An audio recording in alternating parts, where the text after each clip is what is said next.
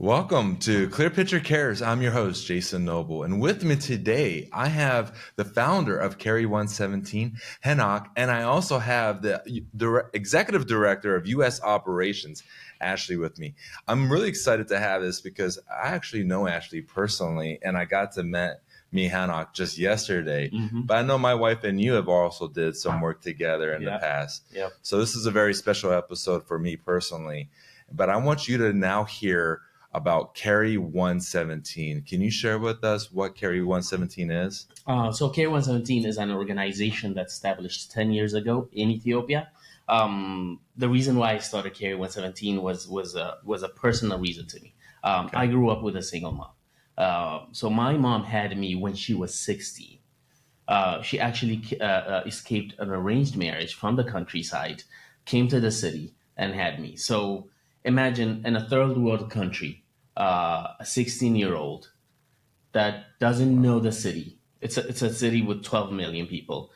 So we've kind of been And she through. had no education. She had no education. Okay. So you can imagine how difficult life would be. So we've been through what a typical person that has their baby at 16-year-old, not educated, come from the countryside, goes through. So there has been times where we were worried about what the next day looked like. We were worried about, if we could have a house to live in. We were worried about if we could have food on the table the next day. So I have faced all those things, and I had the heart for mothers that had to raise their kids by themselves at that age.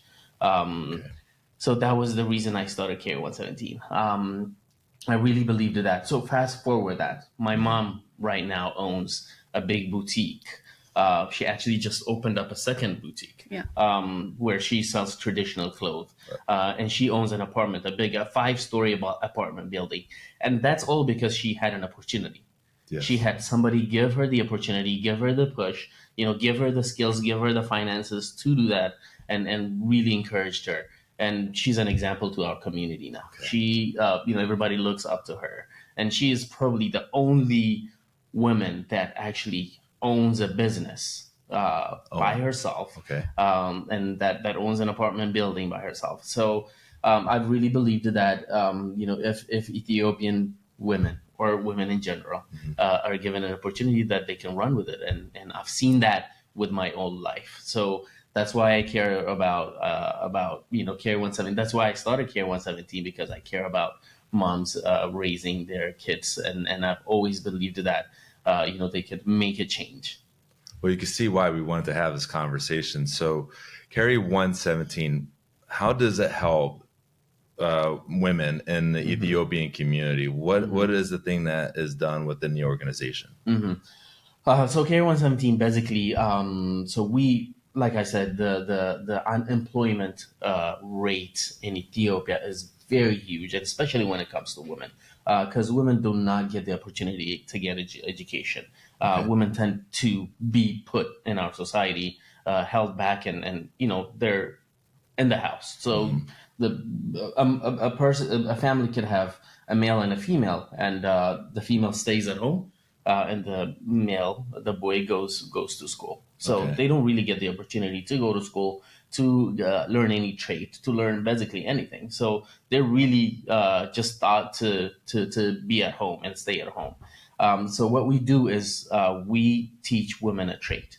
We teach women specifically how to make bags. So we make beautiful leather bags. We partner with the Ethiopian Leather Association, give them a training for about 3 months, and we hire them at Care 117.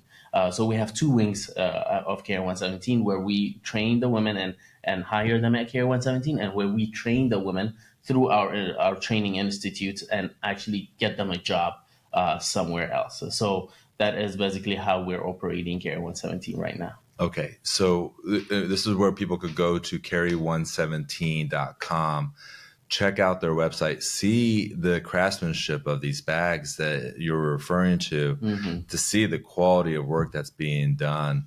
There's also more information how you could also donate as well, carry117.com. We'll continue on with there's so many questions that are spinning in my head. And Ashley, being executive director of U.S. operations, how did you also get involved? So I went to Ethiopia for the first time in 2010, and I definitely saw a lot of things that didn't sit right with me. And I'm like, now that I've seen, I want to help. I want to be a good steward of whatever I've been given, my platform, my resources. And as I learned more about the orphan crisis going on the African continent, and then I read a lot of research that said about 75% of those orphans have a living parent. They just have no way to provide for their child. So these mothers have to selflessly give their child up to authorities in hopes of a better future. And that wrecked me. I was like, no woman should ever have to make that decision. Yeah. Why aren't we preventing orphans rather than just caring for orphans? And so I really started to learn a ton about it. And I had all these dreams of how I was going to help and do all this great stuff. And I quickly learned the importance of having a national on the ground, making a lot of the business decisions because they understand their culture, and business runs very different in other cultures. But I met Henok my second trip there. And I just was he's such an incredible leader. And when I hear him share his heart, I can tell you he is the same person on screen, on camera, that he is off, whether people are there seeing it or not. Like, I have seen him stop his car, get out of the car, go talk to the woman and young boy begging on the side of the street, because it did something in him to see that. And nobody else saw that happen. You know what I mean? He literally changed his whole day. And I was like, man, maybe the best thing I can do with the resources I've been given is find an incredible leader in a community across the world and invest in them as a leader, whether that's teach them something I've learned in my schooling or education, or maybe it's tell my friends about it, or bring somebody on a podcast and tell the world about their organization. And so I voluntarily lead the U.S. Side of the organization, and everyone on the U.S. side is a volunteer. We all have other jobs, and we do this because we believe in what is happening across the world. So that's how I got involved. Henok is doing incredible work. I'm so proud of it. I know all the women by name and their stories, and I've seen the impact over the last 10 years. And I'm so excited that I get a chance to be part of it, because it has changed me to the core. And I feel like so much purpose, because I feel like at first I felt guilty for all that I had been given, or resources that I had been given, when it stands in contrast to somebody who's begging me for a glass of water. And now I feel like, oh my gosh, like I am so grateful for the opportunity I have to share resources. Like they're not mine to begin with. And I just get a chance to like help do good in the world through a leader like Henok. So let me summarize. Carry 117 is solving a major problem that is happening within Ethiopian culture. So 75% of orphans have a parent. And so when women come and get trained and then go into their trade, what happens with their children? I mean, while they're working, where do the children go? So what we, Carry 117 is all about. Our motto is orphan prevention, family preservation through women empowerment. So we empower these women to be so that they're able to send their kids to school, so that they're paying for their rent and put food on the table. So while they're working, they're able to send their kids to school.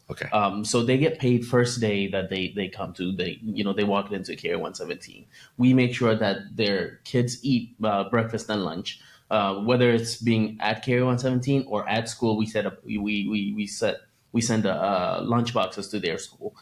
So we make sure that they're taken care of holistically. Their health is taken care of. If anybody gets sick, we make sure that they get to the hospital and get treated.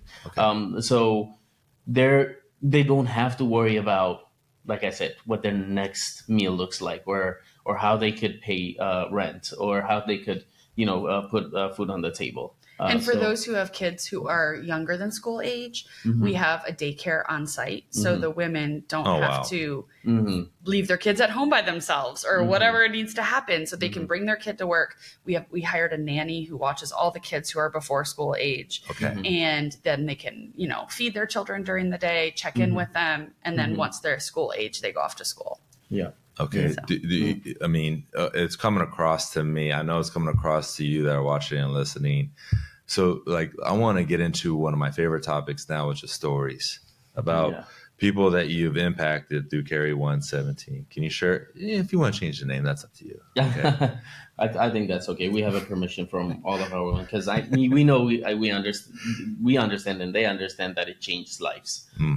So they're actually very happy to share their stories. And we have so many stories. I know you know the women personally, and you could probably add on to this, but one story that always comes to my mind is Medi's story. So Medi as our employee, our employer, our employee. I remember her joining Care 117 10 years ago. So when we started Care 117, she walked into our compound. She walked into our compound with a 2-week-old baby. You were there when she walked in. So she comes into our compound with a 2-week malnourished kid. And you could see in her face that she is really troubled. And she is looking for somebody to help. So she walks in and says, I need a job. We did not have a job for her that at that time because we were just starting Carry 117. Yeah. And we only had a few employees. And we did not have a way to hire more anybody else. But we couldn't say no to Medi for some reason. So we just regrouped and said, can we hire her for something? Can we create a job?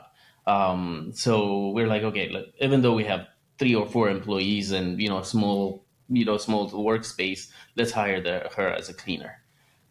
So we hired her as a cleaner. She worked so hard. She worked so hard on cleaning. She wanted to do more with her life. And then we teach her how to measure, how to sew. We teach her how, whatever we could teach her. Yes. She started as a cutter. She started as a cutter and measuring. And then made the goal to be a designer. She's like, I remember her sitting with our designer because we had a designer that teaches all the women how to design, and she was so impressed by what he does, and she's like, I want to become like him. Oh wow! So here she's very ambitious. Very ambitious. Willing to learn. Yes. And so fast forward, Medi is now the supervisor for Care 117. Okay. And knows how to supervises everything. Well, she's done it all. She's done it all. She's the boss. She's the boss. She runs a pretty tight ship at Care 117. Make sure all the products are up to the quality that we need them. She is training more people how to design right now, and she does everything at Care 117. She's the reason that I am here. She's the reason that because the operation is still running. Yeah, she's running it. She's running a company with 30 people in it right now. So those are the stories. That's not a great she story. She didn't just learn how to cut measure. She had her self-esteem is amazing. Back then, 10 years ago, she couldn't even look at people in their eyes.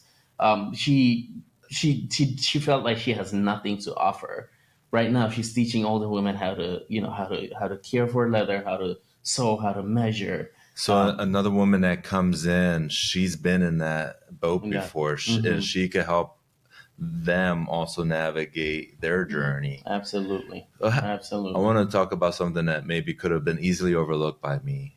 So the 2-week-old malnourished child. Tell me about what's going on with her baby now. So Yabu, yes, Yabu is 10 now.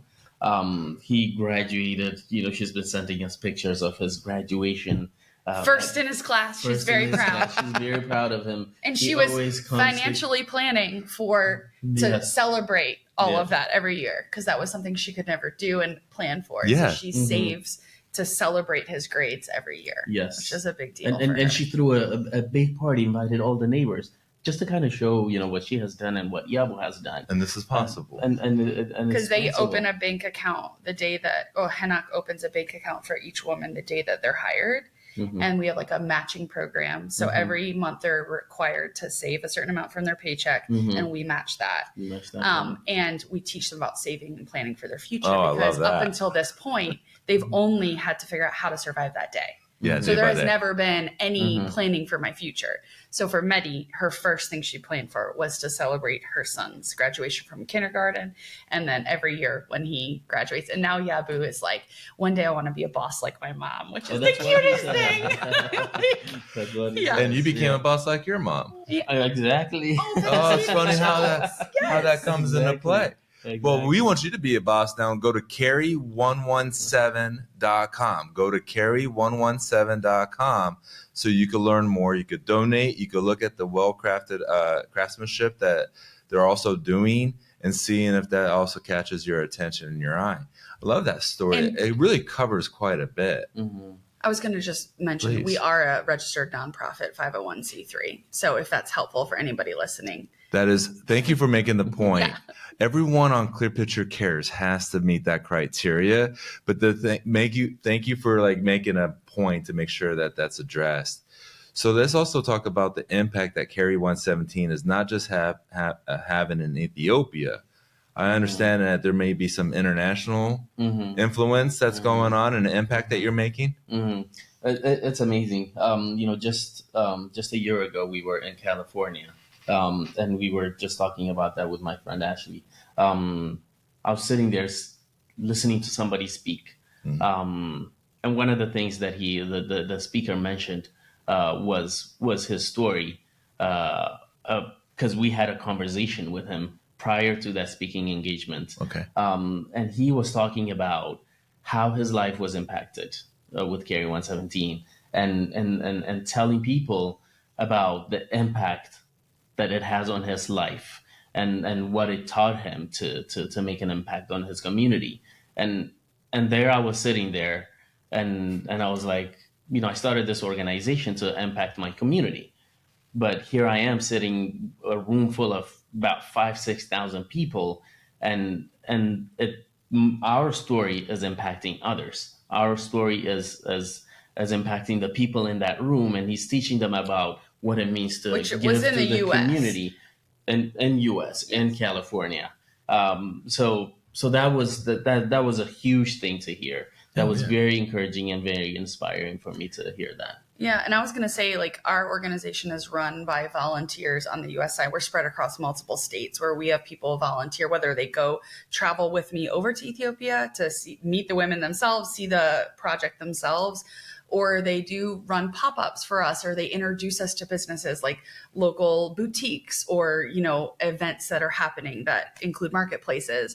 And right here in Charleston, we partner with the Charleston Thyroid Center, which I know that is, wait, what? A thyroid center? But they've actually dedicated their entire waiting area to be a story forum for us to tell our story. So they sell our product there. They tell our story to every patient who walks in their building. And they've partnered with us in that way because that's the platform they've been given. So we are local in Charleston, in Mount Pleasant, the Charleston Thyroid Center, if you ever want to see or touch the leather in person. Yes. Because Ethiopia is known for their leather, not just their coffee, because it's the birthplace of coffee. But they have the largest livestock population in the world. So, I've seen the quality. So yesterday I was at Chosen. Yeah. I don't know how I got chosen to go to Chosen, but my wife was attending Chosen and you had a booth. How was the event at Seacoast Church for the Chosen event? It was incredible. It was my first time being at that event. Your first time being in a women's event? Women's event, which I really enjoyed, because I work with women at Care 117, and it's just one of the amazing things to see is, I get to work with the leather there, be involved in buying the leather, making the leather, and for it to be here and people are, picking it up, smelling the leather, looking at it, being fascinated by how the leather is made.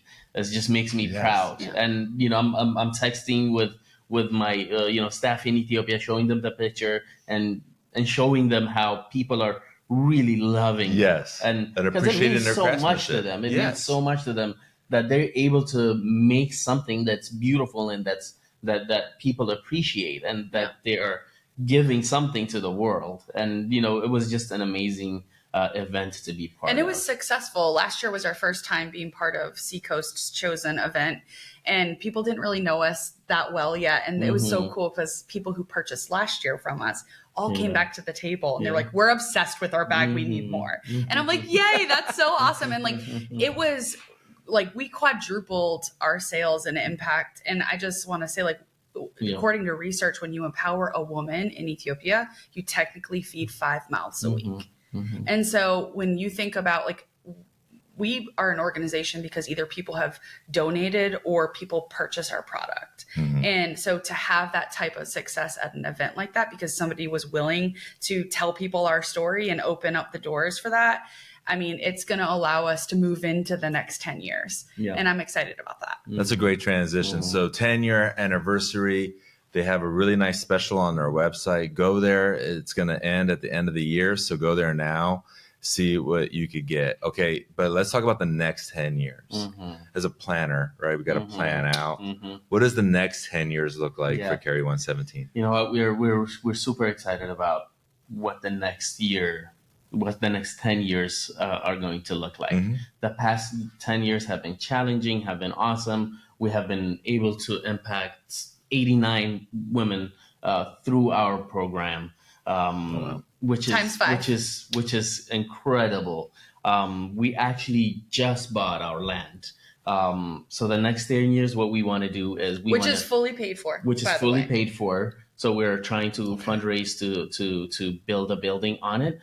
So we think that building could be important in 3 ways. One, we could expand however we want to expand, because right now we're in this compound where we have somebody's living room where we have 12 sewing machines, and we cannot put any more sewing machines there because the sewing machines are huge. So if we have our own place, we can expand however we want to expand. Second, we could have our own income generation, because we're going to be owning the whole building, and we're going to be in the first 2 floors.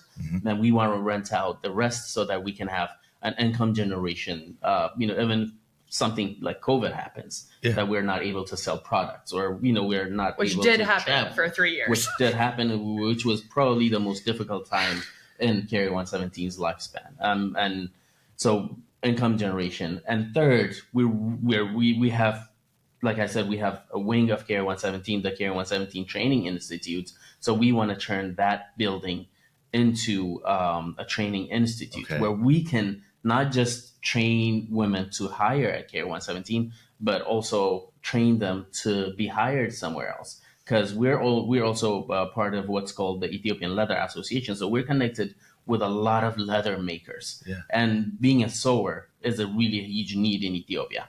There's just not enough training institutes to train people how to make leather. So we've trained about 20 women, and we've had 100% success rate. All of them were hired either at Carry 117 or somewhere else. So that's wonderful. We want to do that in a bigger level. We want to scale that out. We want to scale that out. We want to train, and I was going to say, tell them why that's so important. So there's 2 things that one is, why is this more important than ever?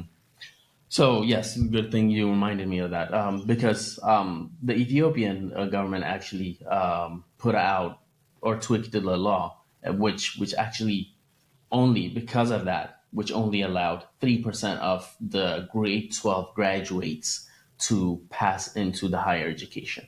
So which means that the other 97% are not getting further education. So which means that less women, which means less women are getting into higher institutes, and so our institute could help that 97%, especially women. Your institute will not be part of that higher education clause that like the government. It will be a trade school where we can train women. How to make leather or further. Could you imagine here in South Carolina in the United States, we said only 3% could go to a college? I mean, and about 2.8 will be male. 2.8% probably will be male. 2.8% of the 3%. Oh my gosh. So it just goes into, so this is the big goal for, I want you to tell our listeners, what do you need to be able to accomplish this vision? I mean, to finish the building, we need $200,000. $200,000? Yeah. Okay, you're listening. So do your part, right? Our okay. land is fully paid for, and the beginning of the foundation is paid for, and all of the architecture plans are paid for in full. So now we have to finish the building so that we can move into it. And I feel like at that point, the pendulum swings to the income generation, and then we don't have rent changing on us at every month that the landlords want to change our rent, which is really frustrating to predict your budget because if they change that every month, it's really challenging. So to have control of that would be a game changer. So we need $200,000 to finish the building, and then every cohort, so that we're launching in the trade school, the institute that we want to launch officially, it's about $800 per woman to train them for 4 months to get certified through the Leather Institute, and they will have a job for the rest of their life. So once we have 10 women that are sponsored to go through this program, we will launch the cohort. So people can either sponsor one woman, a full cohort, or multiple cohorts if they want. So it's $200,000 to finish the building, and then it's let's fund the school. Okay. I mean, that's the call to action. You heard it here. This is, I mean, if you want to figure out like how to go about doing that, you can always reach out to us here at Clear Picture Financial. We could talk about low basis stocks on how that could be donated to donor advised funds. There's so many different ways to accomplish this. Instead of just cash out of pocket, there may be other things that you have in your treasures that you want to be able to help with this amazing endeavor that you're focusing on within Carry 117. And as we wrap up our conversation today, I always feel like it's important. I would love to hear both of yours perspective on this important question. If you could leave an impression with our listeners about the importance of giving back to their community, what would that be? I think through my, the past 10 years, I've learned the importance of giving back to my community. One of the things that we do at Care 117 is we have a program called Care 117 Outreach Program, where we give back to our community, where we reach out to our community. It's because, I've decided to give back to the community. I've decided to give back to our community as how 89 people changed their lives. It's because of we give back to our communities, and I've decided to give back to the community that these kids are going to school. The ladies are able to send their kids to school, put food on the table. So I really believe that it's important to make that a priority and give back to the community. Yeah. I would say, I think regardless of where you fall in your belief system, I think there's something in every human that we all want purpose. And I feel like, at least for me, there has been nothing more sharpening for who I am as a person than through giving to my own community and seeing that I get a chance to play a role in that story, that it's not just about me, that we belong to each other, that we can help each other. I've also learned a lot about healthy helping and like, how do you do that in a way that actually helps and doesn't enable things? And I feel like that is what I'm so passionate about and why I'm so passionate about staying involved in this organization. I mean, you just heard from two, and I will say my humble opinion, very incredible people. Henok, the work that you're doing with Carry 117 is admirable. It's inspiring. We appreciate what you're doing. Keep it going. I can't wait to see what happens over the next 10 years. Me too. We're going to be celebrating that. We'll do another podcast then, right? We'll do it before 10 years, right? And actually the work that you're doing here in the United States for operations and all the stuff that goes on behind the scenes, and also all the other volunteers that are also serving Carry 117. You are not forgotten. There's a shout out to y'all as well. My name is Jason Noble, the host of Clear Picture Cares. Thank you so much for tuning in. Until next time, be safe and be well.